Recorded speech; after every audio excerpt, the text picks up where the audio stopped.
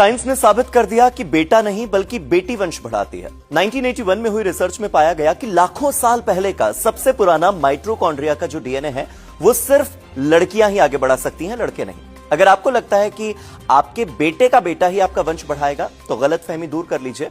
आपके बेटे के बेटे में उसकी मां के माइटोकॉन्ड्रियल लाइनेज ट्रांसफर होंगे, न कि उसके पिता के। कैम्ब्रिज यूनिवर्सिटी में 1981 में वैज्ञानिकों ने खोजा कि एम्प्टी डीएनए यानी माइटोकॉन्ड्रियल डीएनए केवल मां से बच्चे तक जाता है। सेल के न्यूक्लियस के बाहर 16,000 के आसपास कुछ जीन्स के पेयर होते हैं जिन्हें हम माइटोकॉन्ड्रियल डीएनए या एम्प्टी डीएनए कहते हैं।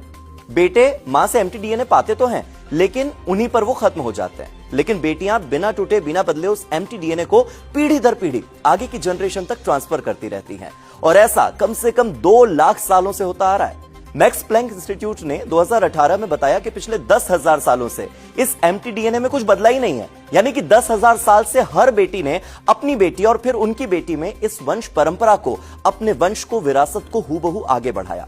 बेटे पैदा करके आप घर, प्रॉपर्टी, सरनेम या बिजनेस आगे बढ़ा सकते हैं, लेकिन अपना वंश नहीं।